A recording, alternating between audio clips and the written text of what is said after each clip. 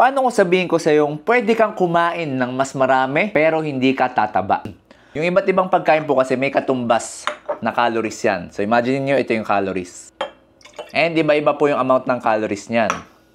So sa itlog, iba rin yung calories. Yung calories na to, ito yung nagiging source of energy natin. And pag hindi natin nagamit yan, yan na yung nagiging taba. So, kapag mas marami tayong kinakain, mas naiipon yung calories, mas tumataba tayo. Eh, Dok, ang gulo mo. Kala ko kakain ng marami tas hindi tataba. May isang uri po kasi ng pagkain na kahit sobrang dami mong kainin nito, maliit lang yung nilalagay niyang calories. Kahit sa pangalawang plato, as in, sobrang busog mo na, pero yung calories na naipon sa katawan mo, sobrang baba. So, ang pagkain na to ay gulay. Actually, kahit anong gulay po, kangkong, okra, talbos ng kamote, lahat po yan, mababa po yan sa calories at mas mabilis tayong nabubusog. Actually, ito po yung technique ng mga Japanese kaya hindi sila gaano tumataba. Binubusog muna nila yung sarili nila sa pagkain ng gulay bago sila kumain ng kanin tsaka ulam. So, kung may kaibigan kang mahilig magsamgyup, send mo sa kanya tong video at damihan nyo yung pagkain ng lettuce.